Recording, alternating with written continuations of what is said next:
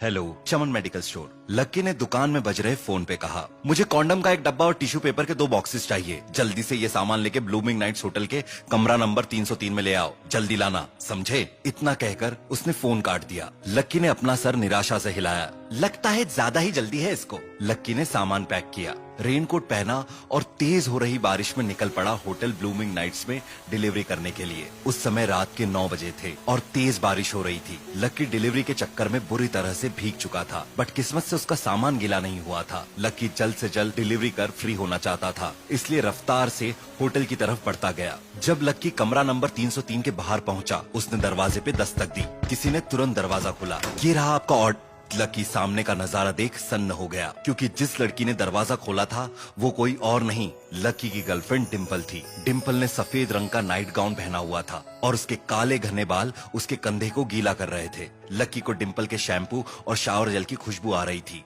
डिम्पल, तुम यहाँ क्या कर रही हो? लक्की डिम्पल को घूर रहा था। उसको गहरा सदमा लगा था। तुम यहाँ क्या कर रहे हो? डिम्पल ने पूछा। डिम्पल की धड़कनें तेज हो चुकी थी और डिम्पल कमरे में एक कदम पीछे हो गई। डिम्पल का दिमाग सन्न हो गया था और उसका सर चकराने लगा। क्या हुआ बेबी? एक अनजान इंसान दरवाजे पे आकर बोला। उसने भी सफेद रंग का बाथरोब पहना हुआ था और लक्की ने उसे तुरंत ही पहचान लिया।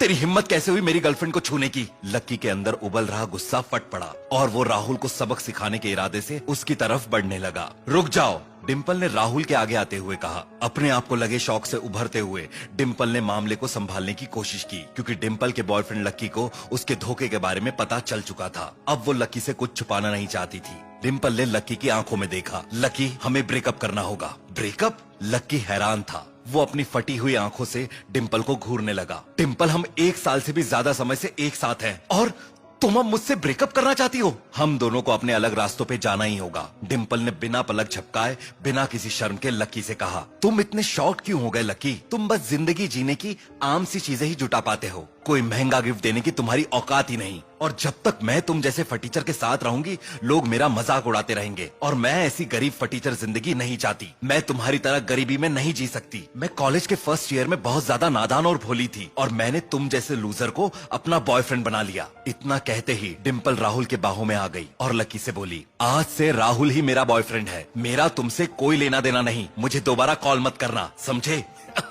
अबे फटीचर लक्की, तू तो लाइफ के साथ साथ प्यार में भी गरीब हो गया रे। राहुल ने लक्की का मजाक उड़ाते हुए ताना मारा। कीचड़ से सने कपड़े पहने रेनकोट में भीगा हुआ लक्की थर थर कांप रहा था। वो सोचने लगा कि शायद डिम्पल सही है, कि वो एक लूजर से ज्यादा कुछ नहीं है। राहुल ने लक्की से सामान का पैकेट लिया, उसमें से कॉन्डम का पैकेट निकाला और लक्की को चिढ़ाते हुए बोला, मैं शानदार होटल में हूँ और मेरी ही गर्लफ्रेंड का एक्स बॉयफ्रेंड मेरे लिए प्रोटेक्शन का पैकेट लाता है और तू साले सिंगल है। इससे बड़ा लूजर कोई हो ही नहीं सकता।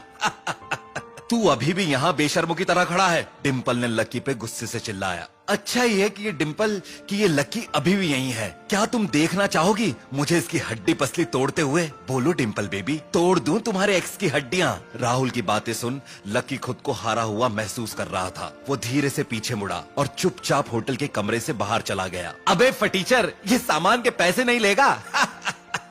सही है, मतलब मुझे गर्लफ्रेंड भी मिल गई और फ्री का सामान भी। राहुल को लक्की की ये हालत देख मजा आ रहा था और वो डिम्पल के साथ कमरे में चला गया। जब लक्की होटल से बाहर निकला, बारिश पहले से भी और तेज हो चुकी थी। लक्की ने अपना रेनकोट उतार के फेंक दिया और बारिश का ठंडा पानी उसके शरीर को भिगाने लगा और उसका दिमाग भी धीरे धीरे शांत होने लगा। डिम्पल ने लक्की को इसलिए धोखा दिया था क्योंकि डिम्पल को लगता था कि लक्की के पास पैसा नहीं है। ऐसे पैसे की पुजारी लड़की से पेंट छूटना तो खुश होने की बात है, तो फिर मैं दुखी क्यों रहूं?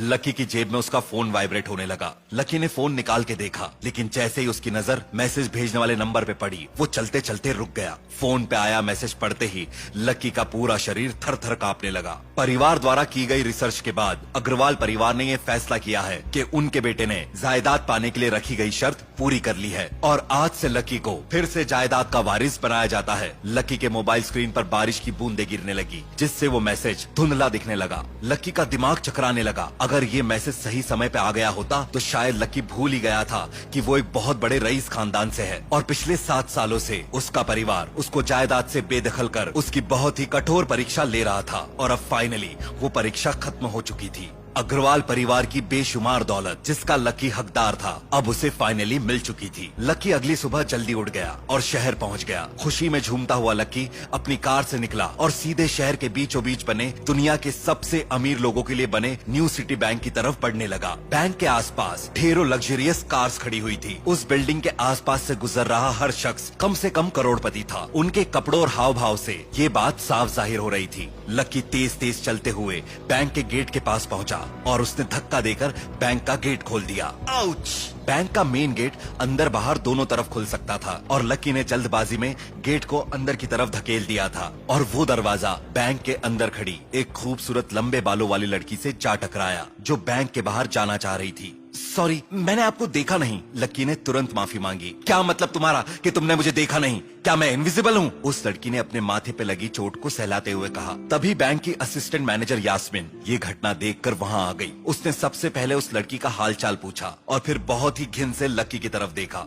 जैसे ही यास्मीन ने लकी को देखा उसके दिमाग में शक होने लगा क्योंकि न्यू सिटी बैंक बाकी बैंकों से अलग था क्योंकि इस बैंक के कस्टमर सिर्फ शहर के बड़े बड़े अमीर बिजनेसमैन थे। यास्मीन जानती थी कि वो लड़की यहाँ अपने बिजनेसमैन पापा के साथ आई थी, बट उसे ये समझ नहीं आ रहा था कि लकी जैसा फटीचर उस बैंक में क्या कर रहा था। लकी के कपड़े और हुलिया देख यास्मीन को यकीन हो चुका था कि ये उसके बैंक का कस्टमर हो ही नहीं सकता। क्या मैं आपकी कोई मदद कर सकती हूँ? यास्मीन ने बहुत ही नकली विनम्रता और हंसी के साथ पूछा। लकी ने जवाब दिया, मैं यहाँ अपने पैसे निकालने आया हूँ। पैसे निकालने? लकी को घूरते हुए हैरत में यास्मीन ने कहा, तुम्हारे पास कार्ड है? यास्मीन ने नकली फॉर्मेलिटी वाली हंसी के साथ लकी से पूछा। न्यू सिटी बैंक का कार्ड हासिल करना कोई मामूली बात नहीं थी। अकाउंट में कम से कम 5 लाख रुपए की सेविंग होना जरूरी थी कार्ड हासिल करने के लिए। यास्मीन को विश्वास हो गया था कि उसके सामने खड़े इंसान को न्यू सिटी बैंक के उसूलों के बारे में कुछ नहीं पता था और शायद वो सोच रहा था कि बाकी बैंक के कार्ड्स भी इस बैंक में चल जाएंगे। नहीं, लकी ने सर हिलाते हुए जवाब दिया। जिस लड़की को गलती से बैंक के दरवाजे पे चोट लग गई थी, लकी की नादान बातें सुन के हंसने लगी और उसे समझ आ गया कि इस लड़के पे और टाइम वेस्ट नहीं करना चाहिए।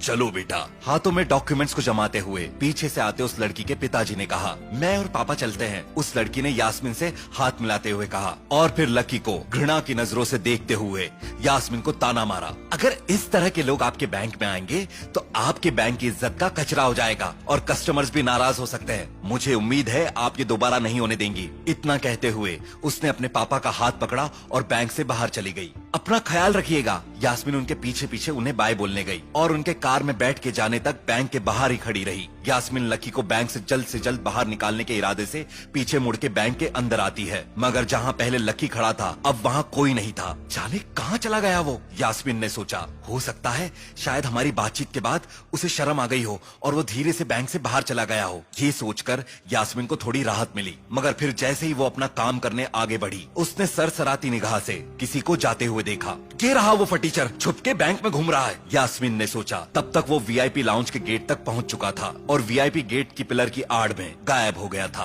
वीआईपी लाउंज सिर्फ और सिर्फ हाई लेवल कस्टमर्स के लिए था जिनके बैंक अकाउंट में करोड़ों रुपए थे और इस आदमी ने तो खुद कहा था कि उसके पास तो बैंक का कार्ड भी नहीं है। अगर मैंने इसे अंदर जाने दिया तो मेरा बॉस मुझे नौकरी से निकाल देगा। रुक जाओ, हिलना मत। यास्मीन घबराहट में जोर से चिल्लाई। बैंक के सारे कस्टमर्स परेशान होकर यास्मीन की तरफ देखने लगे। यास्मीन माफी मांगते हुए शर्माई और तेज रफ्तार से लकी की तरफ जाने लगी, बट लकी तो पहले ही वीआईपी लाउंज के अंदर जा चुका था।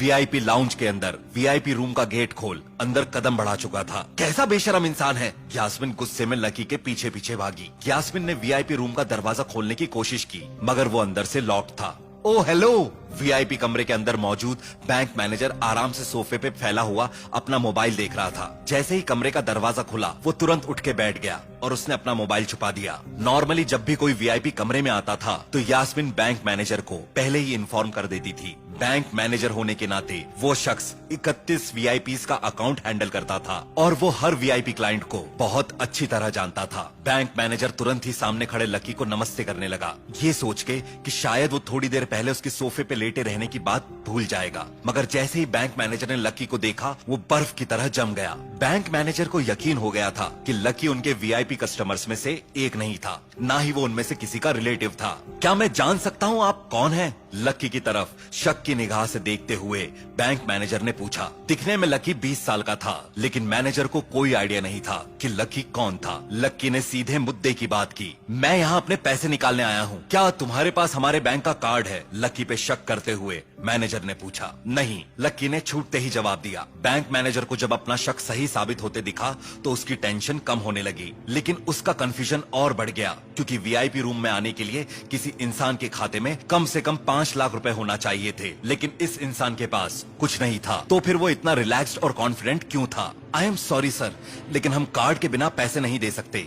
क्या मैं आपकी कोई और मदद कर सकता हूँ? शायद पागल है कोई, मैनेजर ने सोचा। भगवान जाने यास्मीन ने इसे क्यों अंदर आने दिया। मंडे की मीटिंग में मुझे यास्मीन से इस बारे में बात करनी होगी। आप लोगों के पास फिंगरप्रिंट स्कैन है ना यहाँ पे? लकी ने फटाक से पूछा। बैंक में मौजूद फिंगरप्रिंट सिस्टम शहर के सबसे अमीर लोगों के इस्तेमाल के लिए ही था। सिर्फ कुछ गिने चुने लोगों का ही फिंगरप्रिंट बैंक रिकॉर्ड में स्टोर्ड था, लेकिन अभी तक किसी ने इस सिक्योरिटी फीचर का इस्तेमाल अपने अकाउंट से पैसे निकालने के लिए नहीं किया था। तुम फिंगरप्रिंट स्कैन का इस्तेमाल करना चाहते हो? मैनेजर अब लकी को सर की जगह तुम कहने लगा था। हाँ, लकी ने सर हिलाया। मैनेजर की कंफ्यूजन और चिंता पल पल बढ़ती जा रही थी। आखिर क्यों ये लड़का, जिसका बैंक में अकाउंट ही नहीं है, फिंगरप्रिंट स्कैन करना चाहता है? लेकिन इस अजीब रिक्वेस्ट के बाद भी मैनेजर ये सोच के मन ही मन उस लड़के का मजाक उड़ा रहा था कि फिंगरप्रिंट स्कैन में फेल होने के बाद उसकी शक्ल देखने लायक होगी। यही सोचते हुए उसने लकी को फिंगरप्रिंट स्कैन करने की इजाजत दे दी। क्या पता कि वाकई कोई कस्टमर निकला तो? मैनेजर ने एक तिजोरी खोली और उसके अंदर से फिंगरप्रिंट आइडेंटिफिकेशन मशीन निकाली, जिसका इस्तेमाल उसने पहले कभी नहीं किया था। अपना अंगूठा यहाँ रखो, मैनेजर ने लकी को इशारा करते हुए कहा, और लकी ने अपना अंगूठा मशीन पे लगा दिया। डिवाइस से जोर की आवाज आई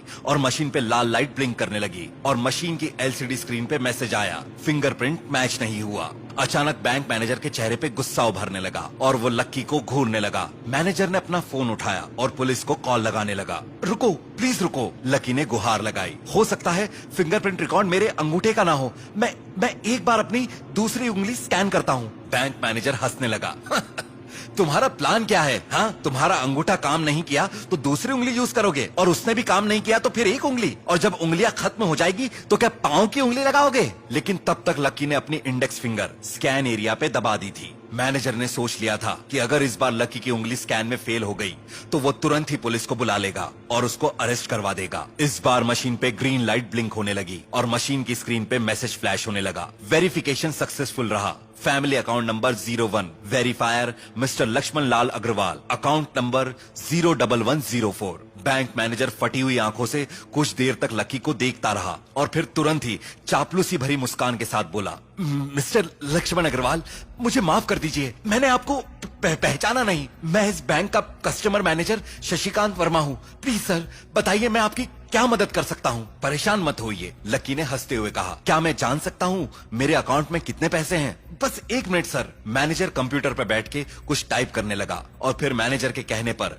लकी ने ऑथराइजेशन के लिए कुछ और फिंगर स्कैन दिए। हो गया लकी सर। मैनेजर ने स्क्रीन पे दिख रहे ओके बटन को क्लिक किया और सामने लकी का अकाउंट खुल गया। मैनेजर ने कंप्यूटर स्क्रीन की तरफ इशारा करते हुए लकी से कहा, मिस्टर लक्ष्मण, आपके अकाउंट में इस समय 90,80,70,000 रुपए हैं। मैनेजर की तो जैसे सिट्टी पिट्टी ही गुम हो गई थी। इस यंग से लड़की के पास इतना बड़ा खजाना था। ये तो देश के 1% सबसे अमीर लोगों में से एक था। लोग तो इतने पैसों के बारे में सपने में भी नहीं सोच सकते थे। लकी को स्क्रीन पे दिख रहे इतने बड़े अकाउंट को देख बहुत अजीब महसूस हो रहा था। लकी ने अपने आप को समझाया कि उसे जल्द से जल्द अपने अमीर होने की बात को एक्सेप्ट करना होगा।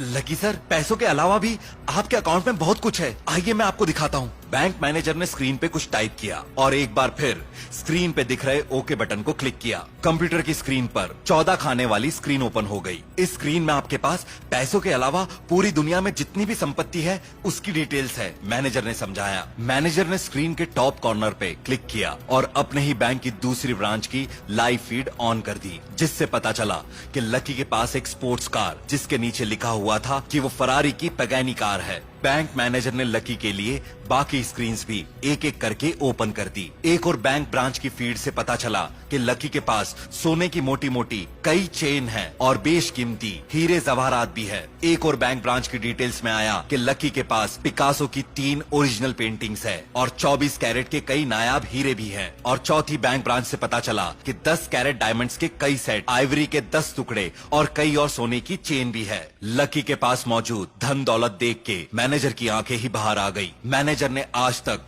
किसी को इतना अमीर नहीं देखा था। इतना क्या, आज तक किसी को इसका 1/4 भी अमीर नहीं देखा था। ठीक है, मुझे एक कार्ड चाहिए, लकी ने बैंक मैनेजर से कहा, जो अभी भी खोया हुआ था। जी जी बिल्कुल, मैं तुरंत ही आपका कार्ड बनवाता हूँ, मुझे बस 5 मिनट दीजिए। मैनेजर तुरंत ही इंतजाम करने में जुट गया और 10 मिनट के अंदर ही एक सुप्रीम कार्ड तैयार था। मैनेजर ने सुप्रीम कार्ड की तरफ देखा और लकी की दौलत के बारे में सोचने लगा।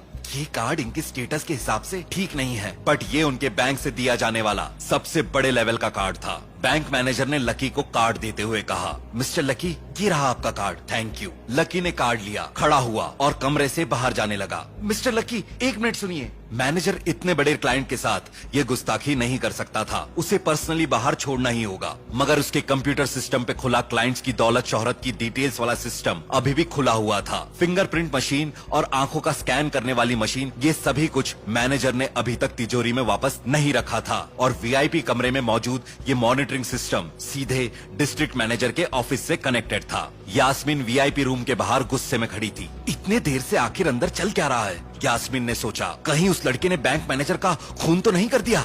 यास्मीन जितना ज्यादा इस बात के बारे में सोच रही थी, उसका डर उतना ही बढ़ता जा रहा था। यास्मीन वीआईपी रूम के दरवाजे पे जोर से दस्तक देके अंदर से जवाब मांगने ही वाली थी कि तभी लकी एक कॉन्फिडेंट मुस्कान के साथ वीआईपी रूम से बाहर निकला। रुको, यास्मीन चिल्लाई। यास्मीन चुपचाप चलते हुए लकी के पास गई और उसके जैकेट से उसको पकड़ लिया। तुम कहीं नहीं जा सकते, तुम्हारी हिम्मत कैसे हुई वीआईपी रूम में चोरी छुपे घुसने की? एक बार मैं चेक कर लूं कि अंदर कुछ गायब तो नहीं है, उसके बाद मैं पुलिस को बुला के तुमको उनके हवाले कर दूंगी, वही पूछताछ करेंगे तुमसे। तुम ये सब क्या बोल रही हो? लकी ने पूछा। जाने दो मुझे। यास्मीन ने लकी का कॉलर कस के पकड़ लिया, लेकिन वो लकी की जेब चेक नहीं कर पाई। समस्या क्या है इस औरत की? लकी ने मन ही मन सोचा। वो तो यास्मीन के साथ बहस भी नहीं कर रहा था, लेकिन यास्मीन ने उसका गिरेबान पकड़ रखा था। ये क्या है? हाँ, यास्मीन को लकी के पास से एक सुप्रीम कार्ड मिला जो लकी की पॉकेट से बाहर झांक रहा था। यास्मीन ने झट से वो कार्ड निकाल लिया और खुश होने लगी, जैसे उसने लकी की चोरी पकड़ ली हो। तुमने ये कार्ड चुराया है,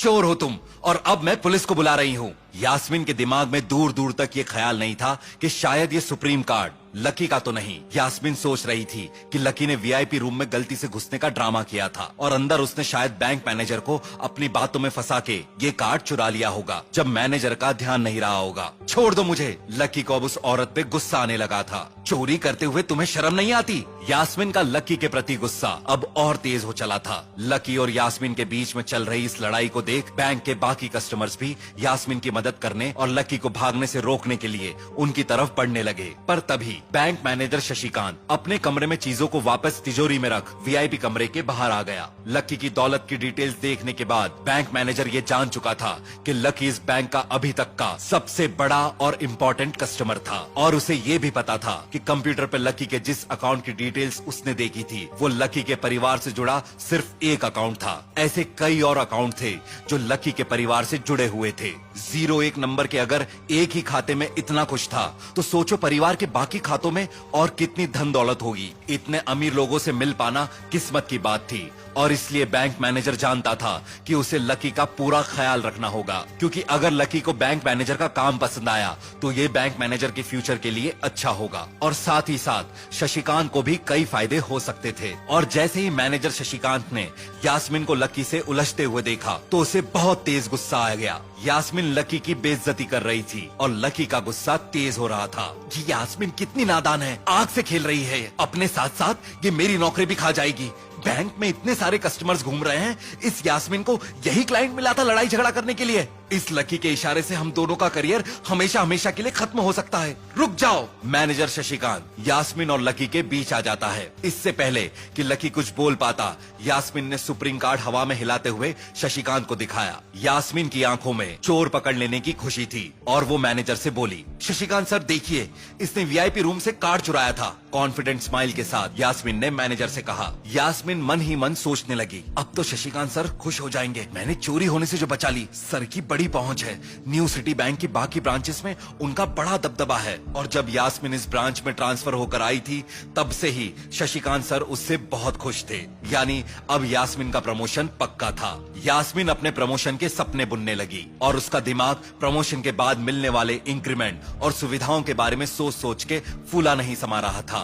वैसे तो शशिकांत सर के चेहरे पे हमेशा ही एक गंभीर एक्सप्रेशन रहता था, लेकिन यास्मीन तब शॉक्ड हो गई जब उनका वो गंभीर एक्सप्रेशन धीरे धीरे तेज गुस्से में तब्दील होने लगा। इससे पहले कि यास्मीन इस गुस्से की वजह समझ पाती, शशिकांत सर की गुस्से से भरी आवाज ने यास्मीन को हिला के रख दिया और वो कांपने लगी। मिस्टर लकी को छोड़ो यास्मीन, ये चिल्लाते हुए बैंक मैनेजर शशिकांत ने यास्मीन के हाथ से सुप्रीम कार्ड झटक दिया और डर के मारे यास्मीन ने लकी को छोड़ दिया। शशिकांत ने यास्मीन को एक तरफ धकेलते हुए वो सुप्रीम कार्ड उठाया। लकी सर, ये रहा आपका कार्ड, मुझे माफ कर दीजिए सर प्लीज, मेरी ही गलती है, मैंने मिस यास्मीन को ढंग से ट्रेनिंग नहीं दी, मैं शर्मिंदा हूँ। शशिकांत के चेहरे पे घबराहट, चिंता और लकी के प्रति डर साफ साफ नजर आ रहा था। आसपास खड़े बाकी कस्टमर्स भी शॉक्ड थे और ये सब देख यास्मीन के तो पैरों तले जमीन ही खिसक चुकी थी। ये सुप्रीम कार्ड वाकई इस फटीचर का है, यास्मीन ने सोचा। यास्मीन की आंखें फटी हुई थी। यास्मीन चाह के भी इस बात को हजम नहीं कर पा रही थी। अगर इस फटीचर के पास सुप्रीम कार्ड है, इसका मतलब इसके बैंक अकाउंट में कम से कम 5 लाख रुपए हैं। मगर ये तो सिर्फ एक 20 साल का लड़का है। करीब से दिखने वाले इस लड़के के पास इतना पैसा आया कहां से? नहीं, ये नहीं हो सकता। इसमें आपकी कोई गलती नहीं है शशिकांत जी, लकी ने मैनेजर को समझाया और सुप्रीम कार्ड वापस अपनी पैंट की जेब में डाल लिया। Thank you lucky sir, lucky के आगे सर झुकाते हुए बैंक मैनेजर शशिकांत ने कहा, और अगले ही पल सर उठाते ही वो यास्मीन पे भड़कने लगा। तुम यहाँ पे खड़ी क्यों हो यास्मीन? तुरंत लकी सर से माफी मांगो। यास्मीन इतनी नासमझ कैसे हो सकती है? मैनेजर ने मन ही मन सोचा। उनके सामने खड़े मिस्टर लकी बहुत अमीर है और उनसे इज्जत में पेश आना बेहद जरूरी है। यास्मीन ने घबराहट में तुरंत ही लकी के आगे सर झुकाते हुए कहा, लकी सर प्लीज मुझे माफ कर दीजिए, मैंने आपके साथ बहुत गलत व्यवहार किया, मुझसे बहुत बड़ी गलती हो गई। मैंने बिना मतलब इतना बड़ा बतंगड़ खड़ा कर दिया और आपके ऊपर हाथ भी उठाया, ये मेरी गलती है और मैं बहुत बहुत शर्मिंदा हूँ। लकी ने यास्मीन की बातों को दरकिनार किया और वहाँ से चलता बना। लकी सर, बैंक मैनेजर ने पीछे से आवाज दी, आपको कभी भी कोई जरूरत हो तो बस मुझे कॉल कर दीजिएगा सर, और मैं आपका हर काम करवा दूंगा। मैनेजर शशिकांत इस मौके से बहुत खुश था। इतने अमीर इंसान से मिलना कोई आम बात नहीं थी, इसलिए वो बिना किसी की परवाह किए लकी की चापलूसी में लगा हुआ था। ओके शशिकांत जी, लकी ने मुस्कुराते हुए जवाब दिया। आखिर ये मैनेजर सीधा हो ही गया। वहीं शशिकांत ये सोच सोच के खुश हो रहा था कि लकी ने उसे पहले नाम से पुकारा था। उनके सबसे अमीर कस्टमर को उसका पहला नाम याद हो गया था। जिस लड़के को पहले शशिकांत एक गरीब फटीचर समझ रहा था, वो शहर का सबसे अमीर इंसान था। मगर फिर भी उसमें जरा भी घमंड नहीं था। लकी बैंक से बाहर निकला और एक टैक्सी में बैठकर अपने कॉलेज की तरफ निकल गया। जैसे ही लकी अपने कॉलेज में दाखिल हुआ, उसका पांव अचानक से कीचड़ में गड्ढे में चला गया, जिससे उसके पांव और कपड़ों पर कीचड़ लग गया। लकी ने अपनी घड़ी में समय देखा और अपनी क्लास की तरफ भागा, जहां ऑलरेडी मिश्रा सर पोडियम पर खड़े होकर लेक्चर दे रहे थे। उन्होंने अपनी तिरछी नजर से लकी को क्लास में घुसते हुए देख लिया और उनके चेहरे पर एक बार फिर निराशा उभर आई। अपनी गलती को महसूस करते हुए लकी ने भी शर्म से अपना सर झुका लिया। कॉलेज के सभी टीचर्स में से मिश्रा सर लकी के फेवरेट थे। बाकी के टीचर्स लकी को इग्नोर करते थे क्योंकि वो गरीब था, और कुछ तो लकी की गरीबी का सबके सामने ही मजाक भी उड़ाते थे। सिर्फ मिश्रा सर ही थे जो लकी को बाकी स्टूडेंट्स की तरह ही समान ट्रीट करते थे। लकी चुपचाप क्लासरूम के अंदर आ गया। उसे पता था क्लास के बाकी बच्चे उसे ही घूर रहे थे और लकी को उनकी फुसफुसाहट भी सुनाई दे रही थी।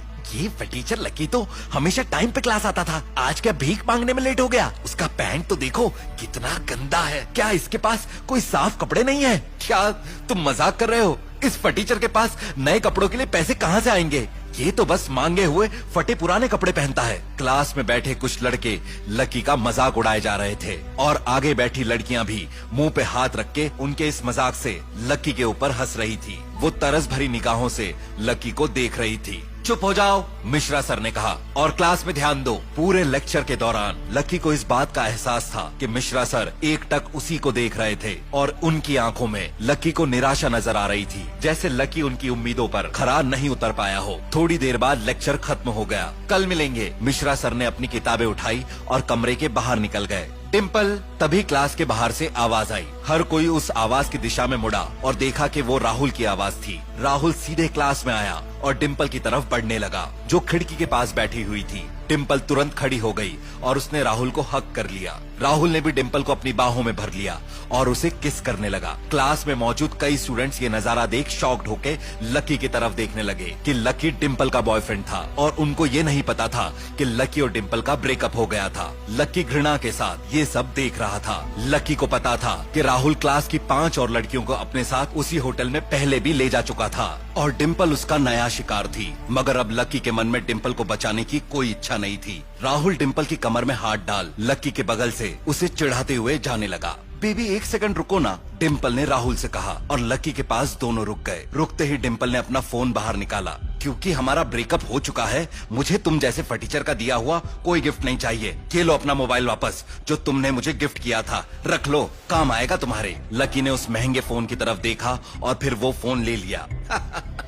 तुम्हें तो आई थिंक 6-7 महीने काम करना पड़ा होगा ये फोन खरीदने के पैसे जुटाने के लिए, मिस्टर फटीचर लकी। डिम्पल ने अपनी जेब से नया नवेला सबसे महंगा फोन निकालते हुए लकी को ताना मारते हुए कहा, ये लेटेस्ट और सबसे महंगा फोन है, तुम्हारे फटीचर फोन की तरह नहीं। राहुल ने लकी को ताना मारते हुए कहा, अरे इस जैसे लूजर की औकात के बाहर है बेबी तुम्हारा ये नया फोन। डिम्पल ने मुझे बताया कि उसने तुम्हें 6 महीने मिन्नतें करी, तब जाके ये तुम 3rd क्लास का फोन खरीद पाए थे डिम्पल के लिए। तुम्हें क्या लगा था तुम जैसा फटीचर डिम्पल जैसी हाई क्लास लड़की को अपनी गर्लफ्रेंड बना पाएगा? क्यों अपना मजाक उड़ाने पे तुले हो लकी? भूल जाओ डिम्पल को। और हाँ, ये मेरी आखिरी वार्निंग है तुझे, आज के बाद डिम्पल के बारे में सोचना भी मत। अगर मुझे पता चला कि तू डिम्पल के करीब भी गया तो तुझे बहुत पछतावा होगा, समझा?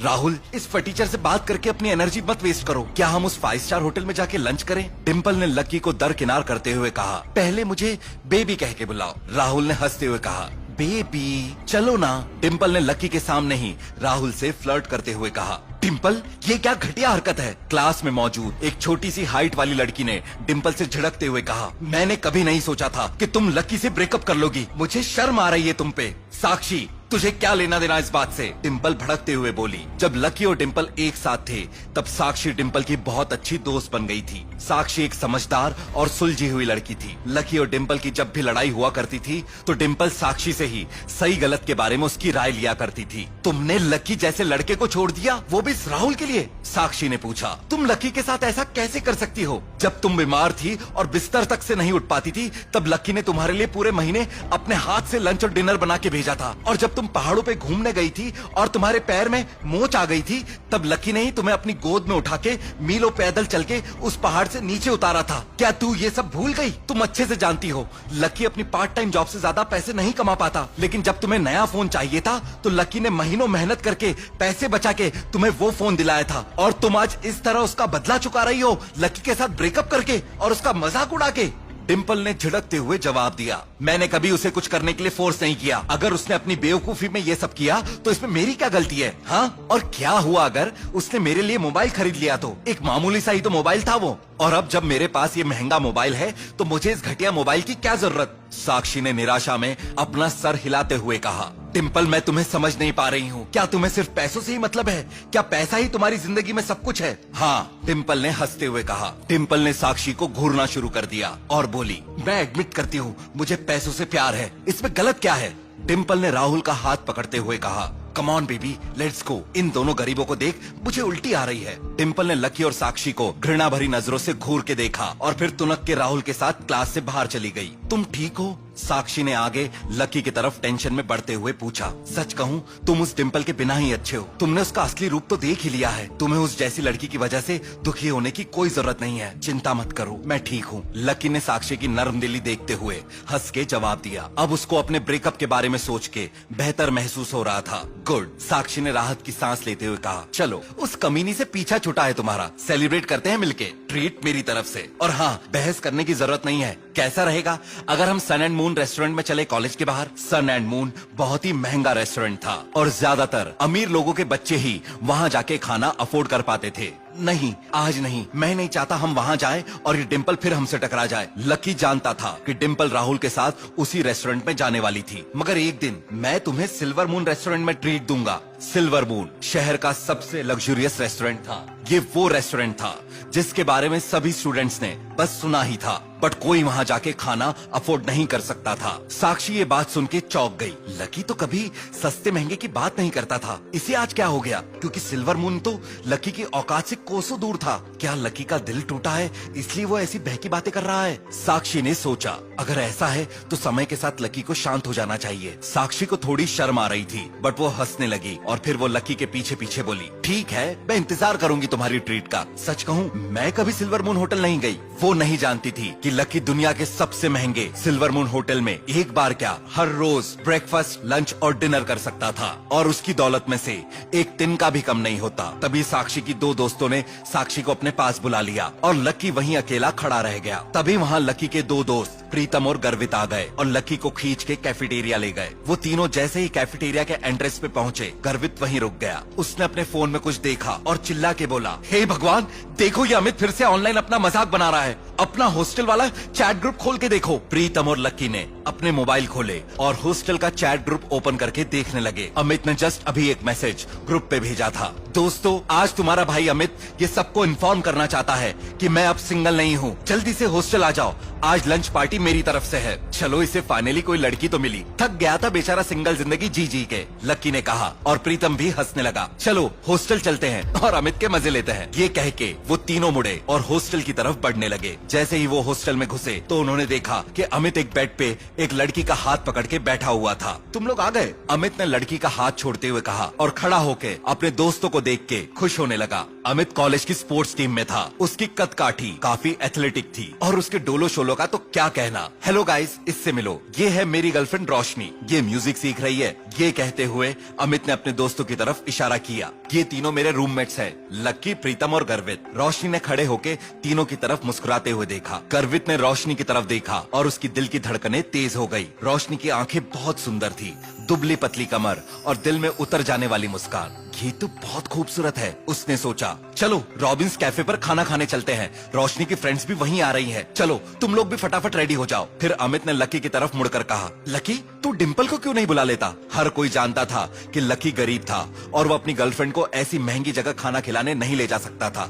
इसलिए अमित ने डिसाइड किया कि वो अपने दोस्त लकी की मदद करेगा। हम कॉन्ट्री करेंगे, लकी ने गुस्से में कहा। कॉन्ट्री? सही में? अमित ने शॉक्ड होके कहा। प्रीतम ने अमित की तरफ देखा और वो सारी बात समझ गया। कॉन्ट्री का एक ही कारण था, लकी का गरीब होना। जल्दी चलें। रोशनी ने अपना फोन देखा और सबसे बोली, मेरी फ्रेंड ऑलरेडी रेस्टोरेंट के लिए निकल चुकी है और वो बहुत भूखी हैं और हमने उन्हें वेट करवाया तो वो मेरी जान ले लेंगी। ओके चलो तुम लोग फटाफट रेडी हो जाओ, हम लोग अगले 10 मिनट में यहाँ से निकल जाएंगे। अमित ने रोशनी का हाथ थामते हुए अपने दोस्तों से कहा, चलो रोशनी हम बाहर इन तीनों का वेट करते हैं। अमित रोशनी के साथ हॉस्टल रूम के बाहर आ गया और बार बार कमरे की तरफ देखने लगा। रोशनी वहीं अपना मुंह फुलाए खड़ी हुई थी। क्या हुआ बेबी? अमित ने पूछा। रोशनी ने झिड़कते हुए कहा, तुम्हारे दोस्त कुछ ज्यादा ही एवरेज और लूजर टाइप नहीं है? खुद देखो ना तो गर्वित की शक्ल अच्छी है, ना ही प्रीतम की पर्सनालिटी में कोई खास बात है। चलो लकी फिर भी थोड़ा ठीक दिखता है, लेकिन उसके कपड़े देख के साफ समझ आता है कि उसकी जेब टाइट है। मैं इन लोगों को अपने फ्रेंड से क्या कह के मिलवाऊंगी? अमित को ये बात सुन के अजीब लग रहा था, लेकिन वो मुस्कुराते हुए बोला,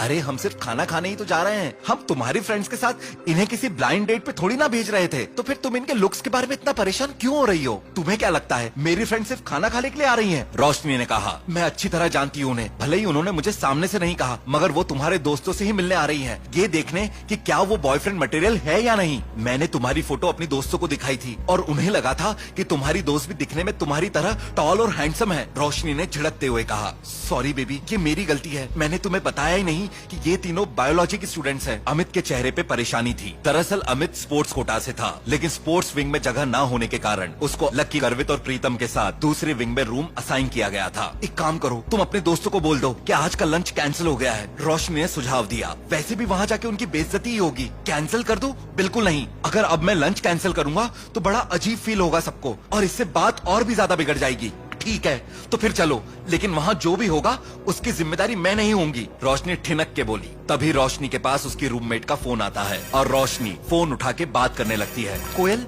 तुम लोग पहुँच गए? कैसी जगह है?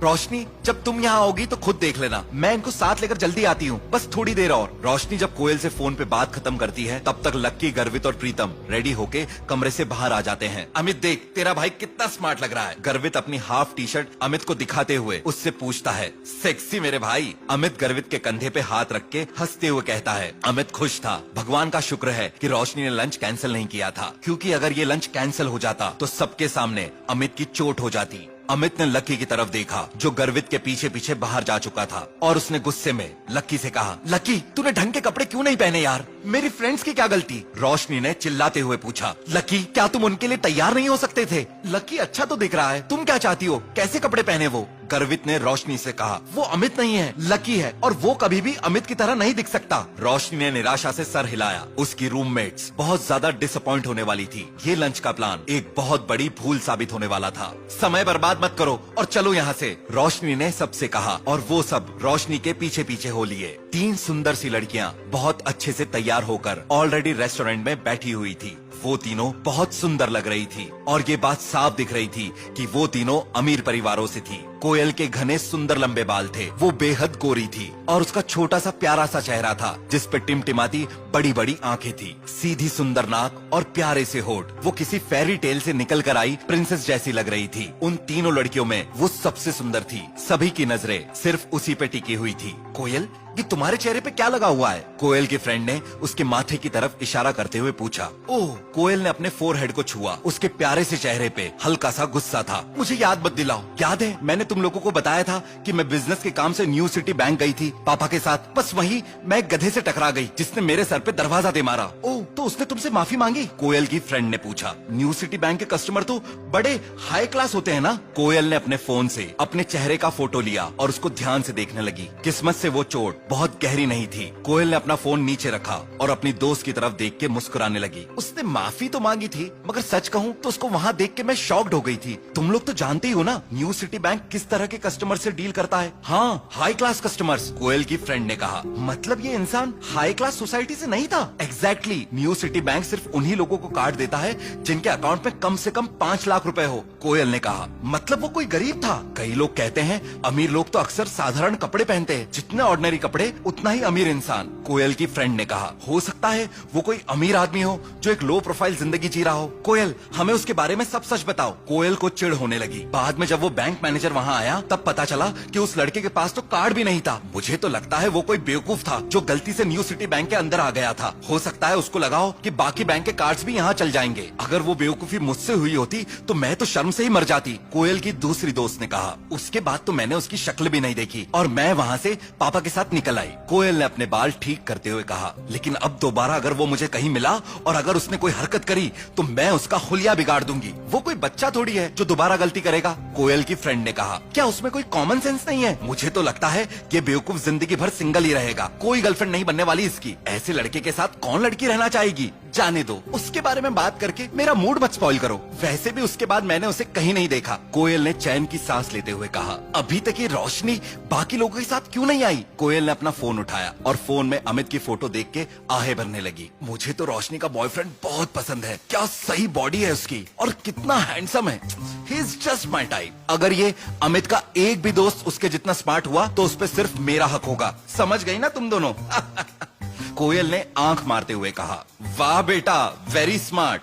कोयल की फ्रेंड ने कहा, रोशनी ने बताया था उसका बॉयफ्रेंड स्पोर्ट्स टीम में प्लेयर है, मतलब वो बड़ा फिट है। अब देखना ये है कि इस अमित के फ्रेंड्स कितने हैंडसम और फिट है। तीनों लड़कियां आपस में बात करके हंसने लगी। वो तीनों एक दूसरे की ड्रेसेस को भी देख रही थी और लड़कों के आने के पहले फाइनल मेकअप टचेस कर रही थी। फाइनली रोशनी, अमित, लकी और बाकी दोस्त होटल पहुंचे। तुम लोग चलो, मैं बाथरूम से होकर आता हूँ। लकी को अपने कपड़ों पे कुछ सफेद निशान दिख रहे थे तो वो उन्हें साफ करना चाहता था। गर्वित और प्रीतम ने जैसे ही कोयल और उसकी दोस्तों को देखा तो उनका मुंह उन लड़कियों की खूबसूरती देख के खुला का खुला रह गया। गर्वित तो शर्मा गया और वो धीरे धीरे चलने लगा और प्रीतम नर्वस होते हुए अपना चश्मा अपनी नाक के ऊपर चढ़ाने लगा। अरे कोयल, दिशा, मानसी, किस बारे में बात कर रहे हो भाई? तुम्हारे हंसने की आवाज बाहर तक आ रही है। रोशनी ने अपनी फ्रेंड्स की तरफ बढ़ते हुए पूछा। रोशनी की बात सुनते ही उन तीनों ने रोशनी की तरफ देखा और उसके पीछे खड़े प्रीतम और गर्वित को देखकर उनकी मुस्कुराहट जम सी गई। उनको ऐसा लगा जैसे किसी ने उनके ऊपर बाल्टी भर के ठंडा पानी डाल दिया हो। प्रीतम बहुत ही लल्लू सा लग रहा था और गर्वित भी एकदम साधारण लड़के की तरह दिख रहा था।